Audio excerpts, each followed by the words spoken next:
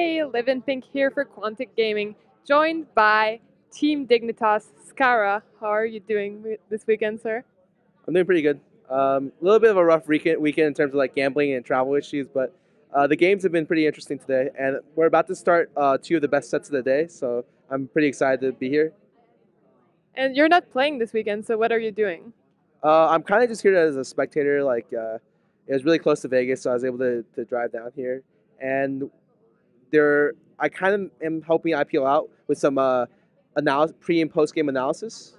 And just because they were asking me if I wanted to help them, I was like, yeah, sure. I have nothing else to do. I'm here to watch games. So it seems to have worked out so far, so fun. Can you tell me the story of your username, please? Oh, well, back when I was like 6, 7, 8, 9, like fifth grade, fourth grade, third grade kind of deal, I had a username called Scarred for Life. I spelled life Lyfe, so like the ultimate like emo name. And then as I grew older, I realized that that name was awful, and it only took me a couple years, so it wasn't that long. And I had to cut off my name. I liked names that were really short in terms of syllables and just pronunciation. I feel like shorter names are better. Stuff like uh, Boxer. I thought Boxer's name was perfect. 2 syllables. It's 5 letters. Amazing name. And I was like, I want a name that's short and succinct to the point. All you did, and I was like, okay, we can do Scarred. And then I kind of didn't like that name, so I cut it off and then used Scarra. Replaced the ed with an A, and I was like, okay, that works. Kind of a female-ish name, but I was like, we'll see where this goes, and I've stuck with it for more than a decade. So you play AP mid. How did you end up with that role? Uh, I kind of when the team formed, I was the uh, AP mid of the team, and I love playing mid more than the other roles. It just so happened that naturally I ended up AP mid, and everyone else ended up in like their respective roles. Why do you like it better? I just like AP champions better. I feel like they're designed to be very fun in League of Legends, and the other champions designed uh, are maybe they don't have as much unique skills as APs. I feel like APs have the most unique skill sets. What's your champion of choice? I obviously like I'm really well known for my Katarina, so I love playing Katarina. In terms of other champions, I'm actually liking Lux a lot right now, uh, but I'm kind of just working with for new champions right now. So I'm hoping to find some new champions for season 3. So, what would you do if you weren't a pro gamer? Probably finish my economics degree in college A&M. In terms of that, I'm not quite sure. I never really was. I try to pursue happiness in life.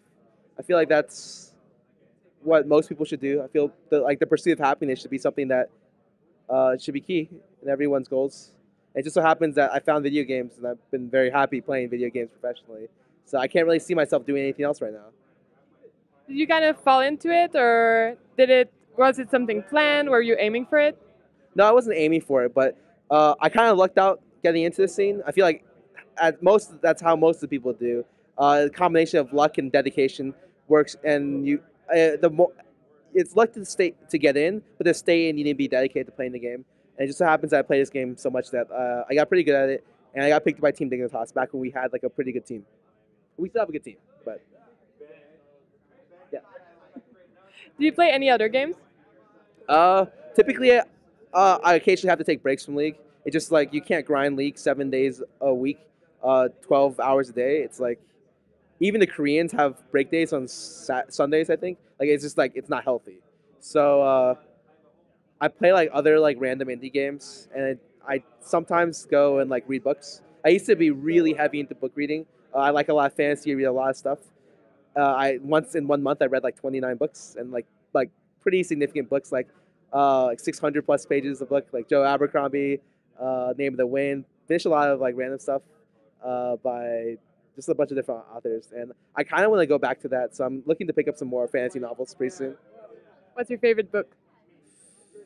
Hard. I know a couple days back, I really like the way World War Z was written. It's not really fantasy. It's like zombies, but it caught my eye. It's really good. I like Name of the Wind a lot. Patrick Rothfuss. I'm kind of curious to how it will end. I like Brandon Sanderson, one of my favorite authors. Anything written by him, I like. So I guess we'll just keep it there. I'll be talking pretty much all day. Do you think it will help you a lot if you had a team house, or do you think you're fine practicing on your own? I think a team house would help a lot in terms of cohesion with the team, but a team house is there to help you stabilize like schedules and make everyone more dedicated. The issue with in A is that like people scheduling is really bad, so like there aren't enough high level teams for us to play. And a lot of people are like, well, that's a cop out. Like you could still be improving without like strong practice partners or consistent practice partners. And to an extent, I agree, but there has to be some like leeway there. Like I can't like one of the days I was looking for scrims and like we had people flake the two. We had a 2 to 5 and then like a 5 to 7, and then the 2 to 5 team flaked and the 7 to like the 5 to 7 team flaked, and we were like, okay, so we try to schedule games, and when it doesn't happen, like we can't. There's not enough teams last minute for us to be like we should scrim someone, and there's not that many competitive teams at like our level of play. Regardless, there's only maybe like 4 or 5, maybe 6, and so it's like it's kind of weird. We're kind of in a weird area right now. I'm hoping a lot more teams take it serious. I'm hoping the amateur teams improve a lot. And going to season 3, I'm interested to see how Riot actually does the season 3 pro qualifiers. How do you feel about the League versus Dota 2 thing? I feel like it's healthy. It's always good to have competition because it's better for the consumer. Uh, the consumers get the better product. So Dota and Dota 2 and League of Legends always try to outdo each other, and in the end, the customers will win. So the customers for both League of Legends and Dota will be better off. And so I'm happy about it. Like I don't care that there's competition. I'm pretty sure we can live like both the games can live side by side. I don't see either game overtaking each other. They each have their own like type of field inside the MOBA genre, even though I don't really like the term MOBA. Uh, and they're just around to stay for a bit. I'll let you get back to your thing. Do you have any shout outs you'd like to do? Uh, I guess shout out to my team. Unfortunately, we couldn't make it here, but they're all great guys. My organization, Team Dignitas, for picking us up and supporting us even when we haven't won or don't win in a while. And to our fans, obviously, I love our fans who stuck with us for through the thick and the thin and the thinner and the thinnest. It's really bad. Hey, Apollo. Hey, you, Apollo. Anyways, that was the Apollo. He's one of our casters. He's kissing me goodbye right now. But I love that guy. And yeah, just shout out to our fans. And that's about it. Thank you so much for this interview. I wish you a great weekend. Thank you guys for watching. And this is Livinpink for Quantic, signing out.